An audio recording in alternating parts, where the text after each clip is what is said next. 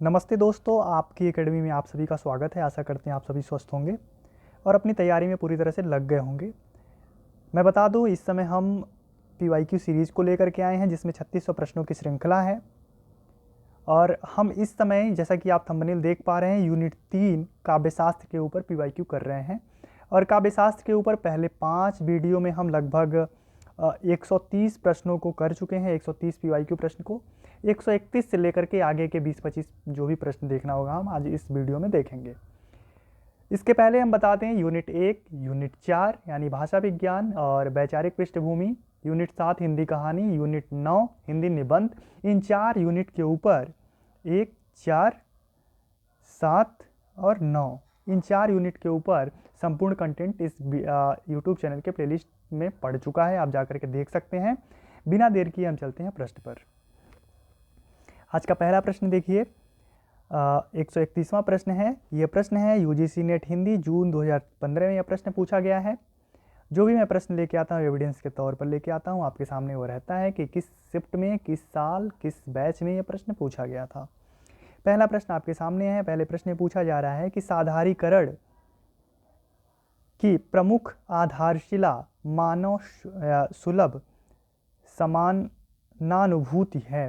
तर्क कह रहा है क्योंकि मानव सुलभ समानानुभूति स्वाभाविक मानवीय प्रवृत्ति है जिसे भारतीय दर्शन का बल भी प्राप्त है। ये अससन और रीजन है, आप इसे देख सकते हैं। इसके उत्तर की तरफ हम चलते हैं। इसमें देखिए ए और आर दोनों सही है, यानी कथन और कारण दोनों सही है। इसको आप दोबारा से देख लीजिए, दोनों में साधारीकरण की बात करी गई है, साधारीकरण के समानुभूति की। ठीक है, साधारीकरण, समानुभूति और भारतीय दर्शन जो है, इसमें 3 कीवर्ड हैं। इन तीनों कीवर्ड को देखते हुए आपको इस प्रश्न को करना था। अगला प्रश्न हम देखते हैं, प्रश्न संख्या 132। निम्नलिखित काव्यशास्त्रीय ग्रंथों को उनके आचार्यों के साथ सुमेलित कीजिए। बहुत प्रश्न ऐसे पूछे गए। इसमें देखिए पंडितराज जगन्नाथ, रस गंगाधर, D5 दो ऑप्शन में है। D5 एक ए और एक डी में। इसी से आप दो ऑप्शन को एलिमिनेशन मेथड से कट कर सकते हैं। उसके बाद हम देख सकते हैं साहित्य दर्पण, आचार्य विश्वनाथ, यानी C2 आप देख सकते हैं ऑप्शन डी इसका सही है, यानी A3।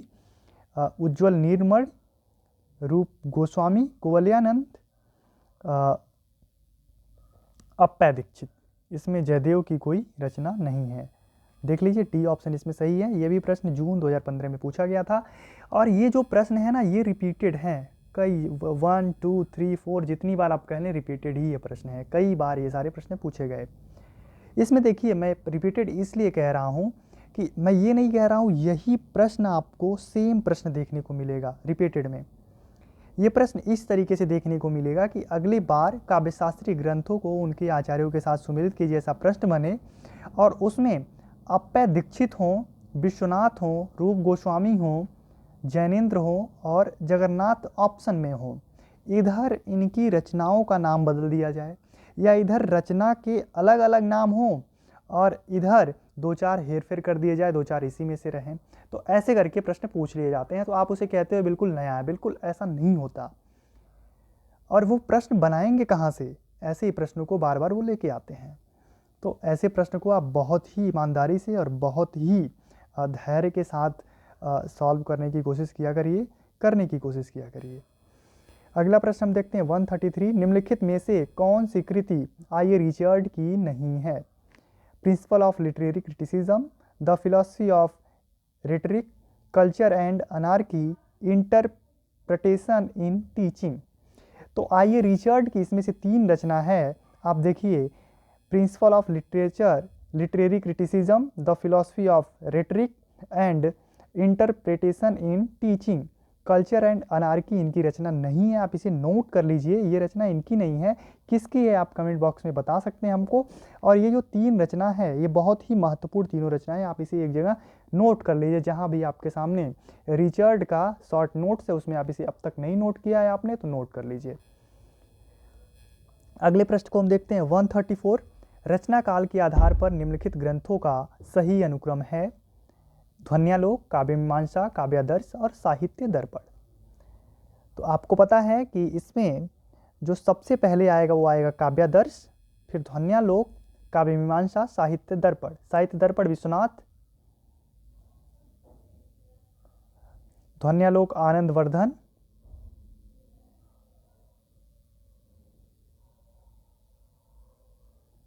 और काव्यादर्श दंडी, काव्य मीमांसा अप्पय दीक्षित ये के समय का ही है, रूप गोस्वामी या अप्पय दीक्षित का ही काव्य मीमांसा है। तो इस तरह से आप देख सकते हैं इनका समय है 7वीं के आसपास, इनका 9वीं, इनका 14वीं, ठीक है। इनका समय 11वीं या 12वीं के आसपास का है, रूप गोस्वामी अप्पय दीक्षित 12वीं 13वीं के आसपास। तो इस तरह से आप क्रम देख सकते हैं। 135 नंबर प्रश्न देखिए, निम्नलिखित में से कौन सा कथन आचार्य विश्वनाथ का नहीं है? रस अखंड है, रस स्वप्रकाश है, रस वेदांत स्पर्श शून्य है, रस अपने आकार से भिन्न रूप में आस्वादित किया जाता है। यह भी देखिए दिसंबर 2015 में पूछा गया था। यह किसी काव्यशास्त्रीय आचार्य के कथन से पूछा जाने वाला पहला प्रश्न है, वो भी इतना डीप में जाकर के। तो अब देखिए यहाँ से थोड़ा सा पूछा तो गया विश्वनाथ से संबंधित प्रश्न ही, लेकिन थोड़ा सा उनके कथनों से संबंधित प्रश्न पूछा जाने लगा। यहाँ से धीरे धीरे थोड़ा सा पैटर्न आप कह सकते हैं राउंड कट लिया है, ऐसे समझ सकते हैं आप। तो इसमें देखिए रस अपने आकार से भिन्न रूप में आस्वादित किया जाता है, इस तरह का उन्होंने कोई भी बात नहीं की है, ठीक है। अगला प्रश्न देखिए 136, ध्वन्यालोक किस शताब्दी का ग्रंथ है? अभी जस्ट इसके पहले वाले प्रश्न में यहाँ पर हमने बताया था, ठीक है। तो एक बार आप इसे ध्यान से देखिए, ध्वन्यालोक किस शताब्दी का ग्रंथ है, और आप हमें कमेंट बॉक्स में ही तुरंत बताइए। अभी मैंने 1 मिनट पहले बताया था कि ध्वन्यालोक के रचनाकार कौन है, ठीक है। तो ध्वन्यालोक का समय जो है वो 9वीं शताब्दी है, और इसके आचार्य जो हैं वो हैं, रचनाकार जो हैं वो हैं आनंदवर्धन, ठीक है। ध्वनि संप्रदाय से इनका संबंध है, और ध्वन्यालोक लोचन, ध्वन्यालोक इनकी बहुत ही प्रसिद्ध रचना है। अगला प्रश्न देखिए 137, बायोग्राफिया लिटरेरिया का प्रकाशन वर्ष है 1995, 1972, 1817, 1840। आपको पता है बायोग्राफिया लिटरेरिया वर्ड्सवर्थ की रचना है, वर्ड्सवर्थ कॉलरिज, और यह इसका प्रकाशन वर्ष 1817 है, ठीक है। तो वर्ड्सवर्थ के जो लेखक हैं वो हैं कॉलरिज, और इसका प्रकाशन वर्ष जो है वो है 1817। मैंने शायद वर्ड्सवर्थ का भी नाम लिया था, तो वर्ड्सवर्थ को आप थोड़ा सा रिमूव कर सकते हैं अपने दिमाग से, क्योंकि वर्ड्सवर्थ और कॉलरिज ने मिलकर की भी एक रचना लिखा है, उसका नाम क्या है आप बता सकते हैं? ये थोड़ा सा मैंने जानबूझ करके इतना कंट्राडिक्टरी लेके आया है इस पिछले वाले प्रश्न में। निम्नलिखित में से डॉक्टर जॉनसन की कृति कौन सी है? Option A rambler, option B illusion and reality, C science and poetry, और डी एस्थेटिक्स। इसमें एक, इस पूरे चारों ऑप्शन में एक ऐसी कृति है जो कॉलरिज की है, आप उसे बताइए कॉलरिज की रचना इसमें से कौन सी है। तो जॉनसन की कृति जो है वो है रेम्बलर, और एक बहुत ही प्रसिद्ध जो कृति है साइंस एंड पोएट्री, वो कॉलरिज की कृति है, ठीक है। अगला प्रश्न हम देखते हैं 139, निम्नलिखित में से कौन सा समीक्षक नई आलोचना से संबंधित नहीं है? Option A Spingarn, option B रोला Barthes, option C Cleanth Brooks, option D John Crowe Ransom. तो इसमें से जो नई समीक्षा आलोचक से संबंध नहीं रखता है वो है रोला बार्थ। रोला बार्थ, जाक देरिदा लगभग पाश्चात्य काव्यशास्त्र के अंतिम विचारकों में इनका नाम आता है। अगला प्रश्न 140 देखिए, प्रकाशन वर्ष की दृष्टि से निम्नलिखित ग्रंथों का सही क्रम क्या है? Aesthetics, the Sacred Wood, practical criticism और रिवैल्यूएशन। तो इसमें से आप बताइए, यही चारों हैं, इसमें से पहले से बाद के क्रम में आप देखिए किसका प्रकाशन वर्ष पहले होता है बाद में होता है। और ये पांचों जो रचनाएं हैं चारों, ये बहुत ही प्रसिद्ध रचनाएं हैं, और ऑप्शन ए जिस क्रम में मैंने पढ़ा वही इसका क्रम है, aesthetics, the sacred would, practical criticism और रिवैल्यूएशन। ठीक है, अगला प्रश्न 141 स्थापना और तर्क का यह प्रश्न है। काव्येषु नाटकम रम्यम, तर्क इसमें कह रहा है क्योंकि उसमें काव्य के साथ साथ सभी ललित कलाओं का समन्वय होता है। ऑप्शन देखिए ए बी सी डी आपके सामने है, इसका उत्तर आप देख सकते हैं। इसका उत्तर है ए सही और आर सही, यानी दोनों सही है। दोनों सही इसलिए है कि काव्येषु नाटकम रम्यम ये उक्ति है, उसका विश्लेषण नीचे किया जा रहा है तर्क में, क्योंकि काव्य उसमें काव्य के साथ साथ सभी ललित कलाओं का समन्वय होता है।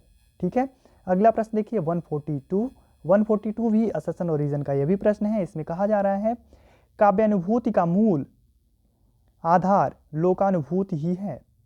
सही है, काव्यानुभूति का मूल आधार लोकानुभूति ही है, क्योंकि तर्क में कहा जा रहा है क्योंकि केवल लोक जीवन का यथार्थ ही उसके ज्ञान और भाव क्षेत्रों का विस्तार करता है, कल्पना नहीं। तो इस प्रश्न को हम देखते हैं, ये सही है लेकिन आर गलत है। क्यों? क्योंकि केवल लोक जीवन का यथार्थ ही उसके ज्ञान और भाव क्षेत्र का विस्तार करता है, कल्पना नहीं। बिल्कुल गलत है। कल्पना ज्ञान भाव, कल्पना और लोक जीवन ही यथार्थ और उसके ज्ञान भाव के क्षेत्रों का विस्तार करता है, इस तरह की उक्ति है। ठीक है, तो इसमें ऑप्शन सी ऑप्शन ए सही और आर गलत होगा। ठीक है, ऑप्शन ए ये कट कर दीजिए आप। अगले प्रश्न की तरफ चलते हैं। अगला प्रश्न है 143। यह प्रश्न देखिए दिसंबर 2015, हम 2015 तक धीरे धीरे आ गए हैं और 5, 6, 7, 8 साल के और प्रश्न हमारे पास हैं, तो हम आराम से करेंगे, कोई बहुत जल्दबाजी नहीं है। मैं ये नहीं कहता, आप स्वयं से अधिक पढ़ने की कोशिश करते रहिए, किसी के भरोसे रहने से कुछ नहीं होने वाला। मेरी कोशिश जहाँ तक रहेगी, मैं जहाँ तक करवा पाऊँगा करवाऊँगा। मैं ये नहीं कह रहा कि मैं 100% कंटेंट दे ही दूँगा, यहाँ पढ़ के आपका सिलेक्शन हो ही जाएगा, ऐसी दावेदारी मैं बिल्कुल नहीं करता। और जो लोग करते हैं, मैं ये भी कहता हूँ उनसे बचिए, क्योंकि बिना आपके पढ़े कुछ भी होने वाला नहीं है, बिना आपके शॉर्ट नोट्स बनाए कुछ भी आपका होने वाला नहीं है। आपको पढ़ना होगा, आपको स्वयं से नोट्स बनाने होंगे। लोग कहते हैं मुझे नोट्स दे दो, मैं नोट्स पढ़ के, भाई वो नोट्स किस तरीके से बनाए उसे पता है, आपको कैसे पता होगा? तो आप इन सभी चीज़ों से, हाँ, आप सहयोग ले सकते हैं, सहयोग से थोड़ी सी अपनी तैयारी को आसान बना सकते हैं, लेकिन करना तो आपको ही होगा। तो इस चीज़ से आप पीछे नहीं भाग सकते और भागना भी नहीं चाहिए। इसलिए जितना कंटेंट आपको यहाँ मिलता है, आप साधारण तौर पे अगर देखना चाहते हैं तो आपका स्वागत है, अन्यथा आप बिना इसे देखे भी और अच्छी तैयारी कर सकते हैं, तो आप करिए, कोई किसी को प्रेशर नहीं है। 143 नंबर प्रश्न है, अससन और रीजन का यह भी प्रश्न है। केवल सुंदरता ही कविता का लक्ष्य और उसका एकमात्र नियम है और सौंदर्य ही अनंत काल तक कविता में गूंजता है। तर्क कह रहा है क्योंकि सत्य और शिव कविता कामिनी के सौंदर्य वर्धन के लिए न तो उतने उपयोगी होते हैं और न कालजयी। तो इसमें देखिए दोनों ही गलत हैं। अब ऐसे प्रश्न जब स्थापना और तर्क के आते हैं ना, तो इस पर अगर 5 मिनट दिया जाए समझाने में, फिर बहुत ही मज़ा आएगा। इस पूरे स्थापना और तर्क को अच्छी तरह से अगर समझा दिया जाए तो ऐसे बहुत सारे प्रश्न आपके सही हो जाएंगे। लेकिन अभी इस समय पर्याप्त समय ना आपके पास है ना मेरे पास है कि पूरे कॉन्सेप्ट को क्लियर करा जाए। तो अभी हम इसको देखते चलते हैं, आप थोड़ी सी इसकी पृष्ठभूमि अपने अंदर बैठा लीजिए कि हाँ, अगर ऐसे कथन आएंगे तो हमें इसे कैसे एग्जाम में टैकल करना है, इससे कैसे कम से कम दिमाग लगा करके अधिक से अधिक प्रश्नों को सही करने की कोशिश करनी है आपको। इसकी स्ट्रेटेजी के लिए हम PYQ करते हैं। तो देखिए 145 नंबर प्रश्न है, स्थापना और तर्क का यह भी प्रश्न है। इसमें कह रहा है उत्तर आधुनिकता पूंजीवादी विकास की नई स्थिति और विश्व की नई अर्थव्यवस्था का परिणाम है। ये PYQ रिपीटेड है, ये पीछे भी ये प्रश्न पूछा गया था। जो पुराने सारे प्रश्नों को पढ़ते हुए आ रहे हैं, सारे वीडियो को फॉलो कर रहे हैं, उन्हें पक्का ये पता होगा कि उत्तर आधुनिकतावाद और पूंजीवाद का प्रश्न किस तरीके से पीछे पूछा गया था। तर्क में कहा जा रहा है क्योंकि नव पूंजीवाद की नाना विकृतियों और नाना रूपों से सामाजिक साक्षात्कार ही उत्तर आधुनिकता है।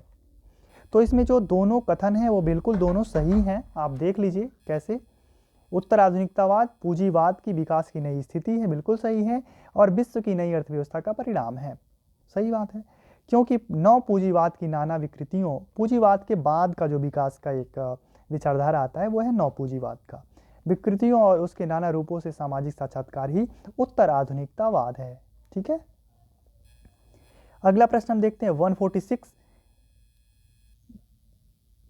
भरत मुनि के रस सूत्र के व्याख्याता भट्टनायक के सिद्धांत का नाम क्या है? यह 15 बार प्रश्न पूछा गया है पूरे 130 प्रश्नों में। आप समझ लीजिए, ये 130 प्रश्नों में अगर ये प्रश्न 15 बार पूछा जा रहा है तो इसकी कितनी अहमियत है। मैंने बार बार बोला, जो नायक होता है वो बहुत ही भोग करने की बात करता है, बहुत ही भोगता है, इसलिए भोक्तिवाद। अब आप बता दीजिए अनुमितिवाद किसकी है, उत्पत्तिवाद किसकी है और अभिव्यक्तिवाद किसकी है, इसके सूत्रकार कौन है? तो देखिए भुक्तिवाद, ऑप्शन सी। अगले प्रश्न को हम देखते हैं 147। वक्रोक्त सिद्धांत के प्रवर्तक आचार्य हैं? Option A Kuntaka, option B Vishwanath, option C Bhama, option D Anand Vardhan. तो वक्रोक्त सिद्धांत के प्रवर्तक आचार्य हैं आचार्य कुंतक। इसके बाद अब बताइए विश्वनाथ का संबंध किससे है, भामा का संबंध किससे है, आनंद वर्धन का संबंध किससे है?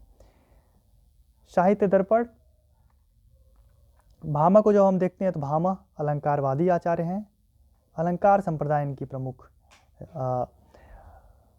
अलंकारवादी आचार्य हैं, अलंकार संप्रदाय के प्रवर्तक हैं। शब्दार्थों सहित काव्यम इनकी प्रमुख रचना है, काव्य अलंकार इनकी प्रमुख, शब्दार्थों सहित काव्यम इनकी प्रमुख उक्ति है। और जब यह काव्य की परिभाषा देते हैं उसके बाद मैं रचना की बात कर रहा था, तो काव्य अलंकार इनकी प्रमुख एक रचना है जो काफ़ी चर्चित है। इसी का आधार अलंकार में, ये अलंकार के संदर्भ में इसी में बात करते हैं। आनंद वर्धन ध्वनिवादी आचार्य हैं, ध्वन्यालोक इनकी प्रमुख रचना है, ध्वन्यालोक लोचन इनका संबंध 9वीं शताब्दी है।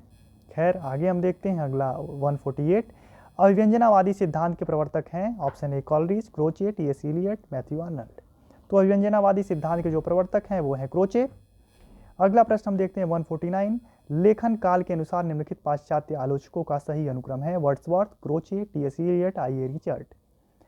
तो इसको देखते हुए आप बताइए इसका सही क्रम क्या है। तो मैं बताया था कि इसको आप एक ट्रिक से भी याद कर सकते हैं। वो ट्रिक पाश्चात्य काव्यशास्त्र का तो मैं बताया था, हर भाम दहुआ रुआ, इस तरह से आप उसको याद कर सकते हैं। लेकिन भारतीय काव्यशास्त्र का भी एक ट्रिक है जो वक्र करके है, वक्र टी.आई. इन चारों का ही, ये चारों क्रम से ही हैं अगर देखेंगे आप, लेकिन इनके बीच में थोड़ा सा गैप भी है। खैर हम वो सारे ट्रिक आपको एक ही वीडियो में किसी दिन प्रोवाइड करा देंगे। अगला प्रश्न और आज का अंतिम प्रश्न हम देखते हैं। निम्नलिखित संप्रदायों को उनके आचार्यों के साथ सुमिलित कीजिए। देखिए औचित्य, वक्रोक्ति, ध्वनि, रस। तो आप समझ सकते हैं औचित्य आचार्य क्षेमेंद्र, वक्रोक्ति आचार्य रस सिद्धांत आचार्य भरत मुनि, ध्वनि आनंदवर्धन और वक्रोक्ति आचार्य कुंतक। तो इस तरीके से आप देख सकते हैं इसका ऑप्शन है 4, यहाँ से देख लीजिए सही है। इसके बाद एक प्रश्न और है आपके सामने, निम्नलिखित रचनाओं को उनके रचनाकारों के साथ सुमिलित कीजिए। Church and state, literature and drama, the foundation of aesthetics, arts poetica एक तरफ, दूसरी तरफ है Matthew Arnold, Horace Coleridge, William Wordsworth, IA. Richard. तो इसमें देखिए सही रचना है, सही उत्तर है ऑप्शन बी में देखिए दूसरा है इसका A3 यानी चर्च एंड स्टेट कॉलरिज, और उसके बाद literature and drama Matthew Arnold, उसके बाद the foundation of aesthetics I A. Richard, and Ars Poetica जो है उसके हैं होरेस। ठीक है, तो अब देखिए जो हम इसमें हम देख रहे हैं कि ये लगभग 20 मिनट की पूरी वीडियो है, लगभग 20 मिनट, और इसको आप 7 से 8 मिनट में देख सकते हैं। 7 से 8 मिनट में आपको 20 प्रश्न आपको देखने को मिल रहे हैं, और 20 प्रश्न के लगभग कॉन्सेप्ट भी क्लियर हो रहे हैं। यानी 20 प्रश्नों को आप देखेंगे तो करीब आपके यहाँ से 50 प्रश्नों के कॉन्सेप्ट क्लियर हो जाएंगे। तो ऐसे में छोटे छोटे समय में अधिक से अधिक आप कैसे देखिए, कैसे आप क्वालिटी को देख पा रहे हैं, अधिक से अधिक एब्जॉर्ब कर पा रहे हैं, इसके ऊपर ज़्यादा ध्यान दीजिए। तो धन्यवाद, बाकी मिलते हैं अगले वीडियो में। आप फर्स्ट पेपर पर भी ध्यान देते रहिए अगर हिंदी साहित्य की तैयारी कर रहे हैं। बाकी मिलते हैं अगले वीडियो में। धन्यवाद, स्वस्थ रहिए, मस्त रहिए और देखते रहिए आपकी अकेडमी।